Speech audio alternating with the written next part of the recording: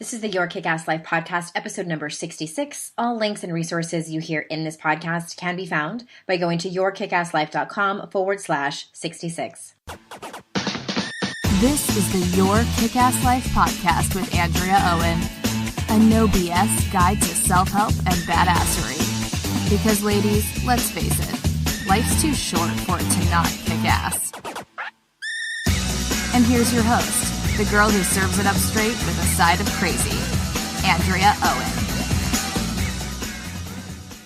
Hey everyone, welcome to another episode of the podcast. And I always, as always, thank you so much for being here and sharing your time with me today. This episode is a little bit different. Well, not really. But I am going to kind of read. I don't really like to read my blog posts that I make into podcast episodes. It's more or less kind of me improvising and going off on little tangents and things like that. But this is taken directly from my book, 52 Ways to Live a Kick-Ass Life.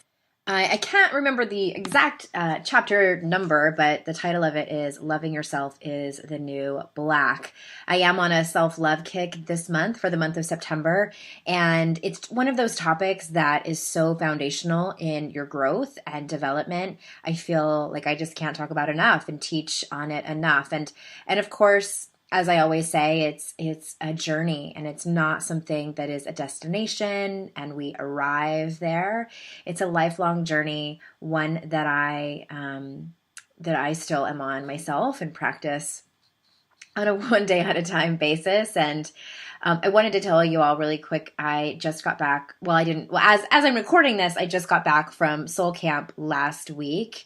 I went in the beginning of September, and if you don't know what Soul Camp is, my friends Michelle Goldblum and Ali Leipzig created an adult sleepaway camp, and it's just amazing. Like adult sleepaway camp for the soul, I believe is what they call it. And if anyone grew up here in the States and went to camp as a kid, they have basically recreated that. And it was incredible. And I could go on and on about how amazing it was. I was an instructor. I taught about the inner critic, of course. I'm really hoping to be able to go back. They even had Soul Olympics, which is, basically like a competition, and you get on teams. And if you don't know this about me, I tend to get a little bit competitive. In my former life, I had some friends that nicknamed me Monica Geller from Friends because she was crazy competitive. And I'm very spirited. I like to say that I'm very spirited. I was a high school cheerleader, so I get into it. I also really like to trash talk. I mean, it's all fun. I'll have moments though where I'm like, come on, team. I don't like to lose. I love that about me. It's like, I don't know. Anyway, it was really fun. Our team did end up losing. It was a tiebreaker, and it came down to the wire. And when it came down to the wire, I was telling people, I'm like, this is causing me entirely too much anxiety than it should at Soul Camp.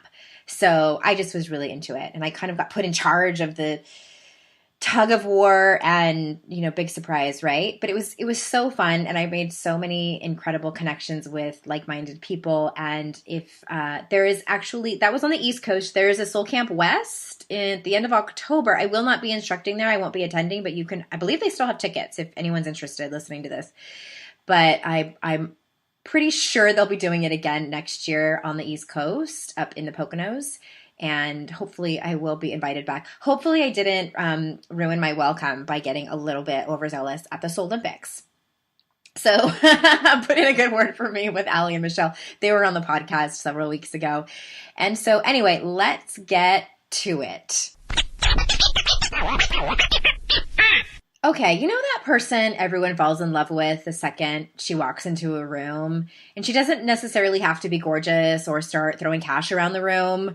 She just has that something that draws others in. It's magnetic, and you give your right arm to know what it is that is so super awesome about her. And she isn't necessarily even really charming or charismatic. She just seems to radiate something that is magnetic. And I will save you endless nights awake trying to figure out what that is. The truth is that she loves herself. The end. She loves herself. I like to say that confidence is about believing in yourself. And self-esteem is about believing in your worth. And self-love is both of those things wrapped up into one plus more. It's like bacon wrapped steak if you're a carnivore. It's just really like the perfect feast for your soul.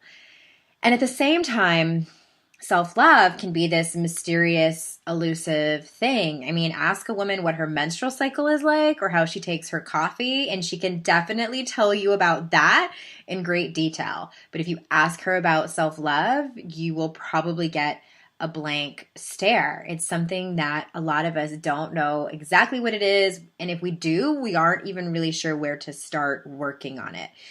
So if you're not sure whether you love yourself, here's a quick quiz, okay? It's like a Cosmo quiz. Number 1, do you think you're awesome? Number 2, do you love yourself unconditionally? In other words, do you put conditions on your own self-love and worth, such as your weight? So, like, do you only really love yourself and feel good about who you are when you're a certain weight, when you're making a certain salary, when you have a certain relationship status, like when your parents are proud of you, things like that? Number 3, do you go after your goals while deep down knowing you are worthy of attaining them? So it's just a really, really quick quiz. So if you answered no to any or all of those, we have got some work to do, sister. So what is self-love anyway? So in a nutshell, it's embracing your imperfect self. I mean, let me just start there. It's things like forgiving yourself for any past mistakes and moving forward. It's about forgiving others. Self-love is not contingent on your particular circumstances, how much pain you're in, what you look like, how much money is in the bank. Self-love is not believing the made-up stories your inner critic might tell you.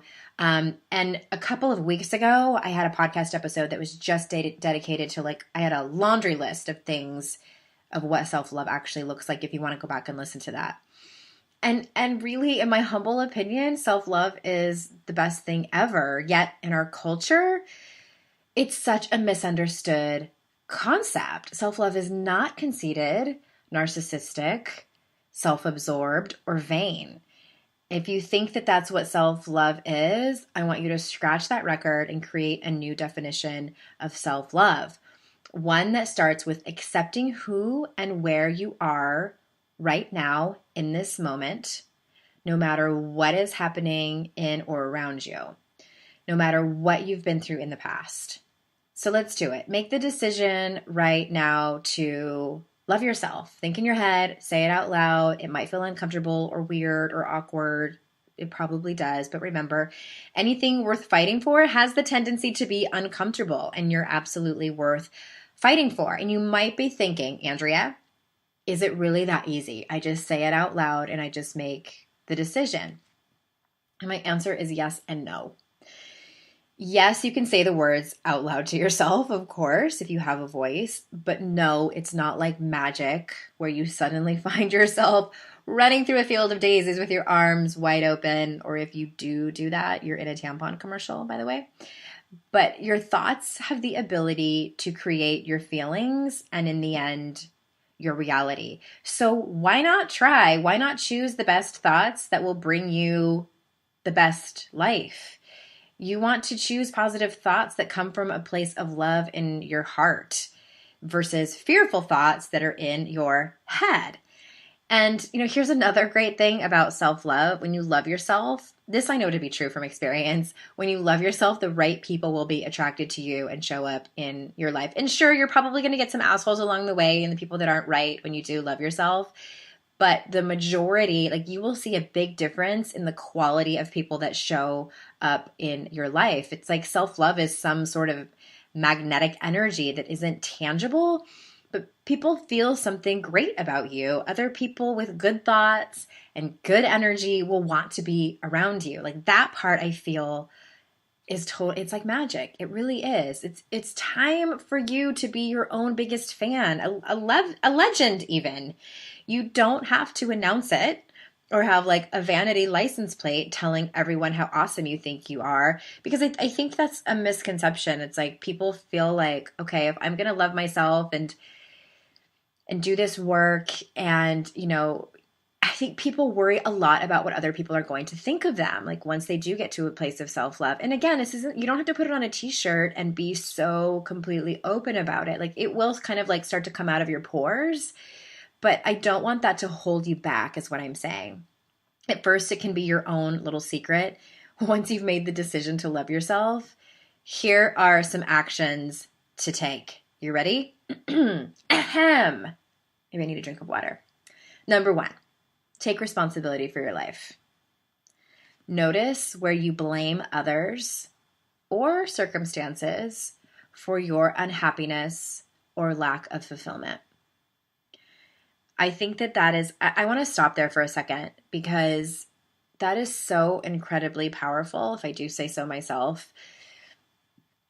Most of you probably know my story of when I got out of a marriage that was really bad. I was hurt and betrayed very, very bad, and immediately got into another relationship where I was hurt even worse. If like I could believe that I could even, I basically like got, I got kicked while I was down to metaphorically. And when I came out of the fog, I realized that I had spent the last decade blaming everyone else for my circumstances and my unhappiness and where I was.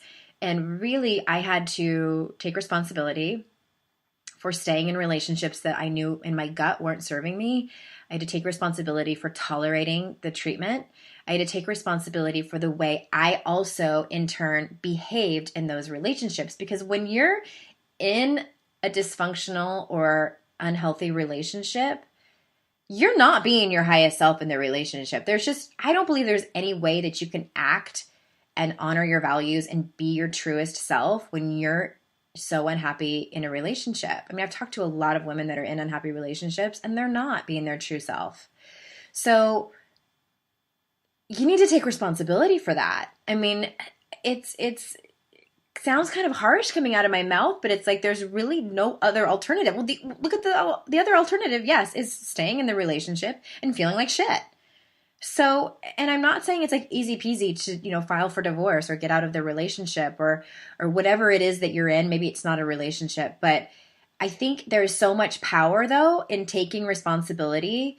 And this is not about self-blame and letting your inner critic get a hold of you and say, you're so stupid for staying in this relationship. It's not about that. And so be mindful if that's happening. Be really mindful if that's happening, because that's an easy road to take and a common road to go down. But it's about looking in the mirror and saying, okay, this is my reality and I have been choosing to stay in it. What are my options here? And you may not take action to change that day. Trust me. I mean, I was in that second bad relationship and I remember sitting in the car at a stoplight by myself and I said out loud to myself, what am I doing? Like, what am I doing in this relationship? Like, I had a moment of clarity and was like, crazy girl, what are you doing? It was like somebody was sitting next to me. Like, oh my God. And I stayed for another few months. Like I let it get just like sub-basement crazy before I was like, okay, I'm done. Screw you guys, I'm going home. And that's really what it took. And so I say all this just to give you an example of like the power that our own mind has over us, and just really like, I say all that because the decision, I understand, isn't that easy. But whatever your decision, whether it's a noble one or whether it's a weak one, is still an excuse. And when you're ready, you're ready. I think all of us have a threshold for pain, physical pain and emotional pain. And some of us can take a lot before we're ready to go. And you are the only one that knows when your time is up. It's like we can give our friends advice all day long and just like shake our heads going like, and I know a lot of my friends were in that place, but it's like I had to get to a place where I knew I could not take anymore. And I look back and I'm like, how did I take so much? Like you won't know when you're in it. I think a lot of times we don't realize how bad it is until we get out. It's kind of like we needed a new mattress years ago and we kept talking about getting one and, we were researching. And then when we got a new mattress, we were like, I can't believe how bad our other mattress was. You get used to it, and you don't even realize. Anyway, I'm totally digressing, but I think you guys get it. Number 2, forgive yourself for your past. You don't live there anymore. So why are you still beating yourself up for it and letting it dictate your own self-love and self-worth? And when I say that, it can sound pretty black and white. And there's a lot of gray area in there.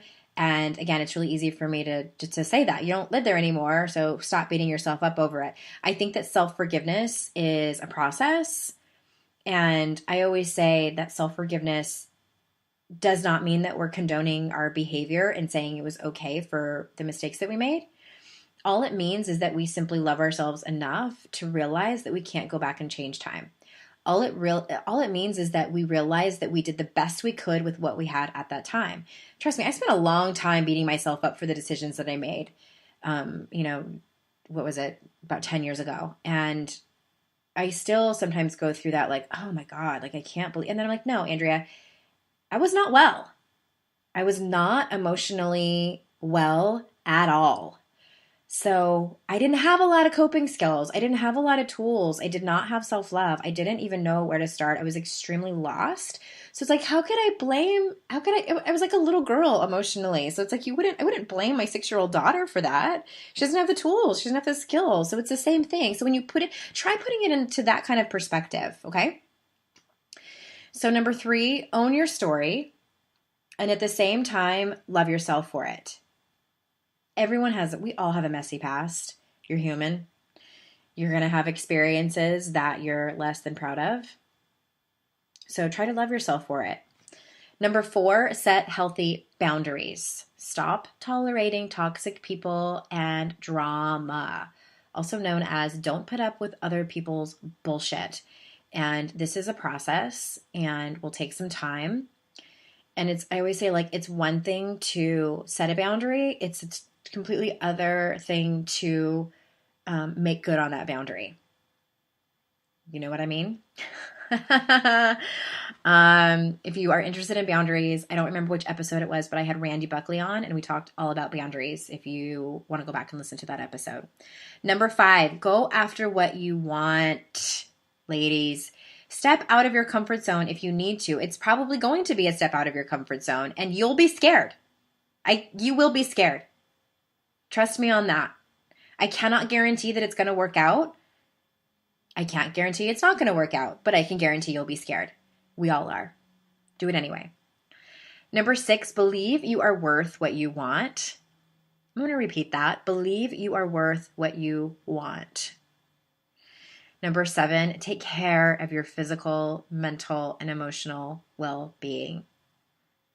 Go to the doctor, see a therapist or counselor, allow people to help you. It takes a village to raise you. It takes a village to raise Andrea. It takes a village to raise all of us. We can't do it alone. Number 8, accept praise and compliments. Those are gifts. It's like say thank you instead of downplaying or denying the kind words. And this is a practice too. I mean, I know I've had to, every once in a while somebody will pay me a compliment and I'm like, oh my God, I know I got it on the Old Navy clearance rack, almost like I'm apologizing for it or something. So just a simple thank you. It's just 2 words, just 2. That's it. Just 2 little words even. They're not even big words. Thank you. That is all. Loving yourself is the first step in getting your kick-ass life. It really is, you guys. If you don't love yourself, it's hard to respect and believe in yourself. It's hard to know you are worth anything. And it's really hard to follow through with goals, to set good intentions, and to step into your destiny. Yes, your destiny. Because I know for a fact it is not your destiny to live a life of wishing and hoping for good things to happen. Fingers crossed, believing dreams only come true for those people over there. Those people. You know what those people have in common? I'm pointing right now. Those people, they love themselves. It's not luck. It's love, baby. And that is my lesson for today. And if you feel like you need more support and help on this topic of self-love, check out the selfloverevolution.com. I am teaching my yearly 8-week intensive with my best friend forever, Miss Amy Smith, also known as the Joy Junkie. And we are closing registration soon. We start, I think, like in a week or something from this podcast broadcast. Say that fast. So go to the selfloverevolution.com and check out the info page there. 8 weeks, 4 lessons on self-love. We chose the very, very best ones that are foundational. It's going to be a little bit intense, but nothing you can't handle. There's a lot of women already signed up that are just like you, that have your same story and have their same feelings that you do and are also scared. All right. And so we're all in this together. I would love to be able to support you, the selfloverevolution.com. And I will see you out in cyberspace. Bye-bye.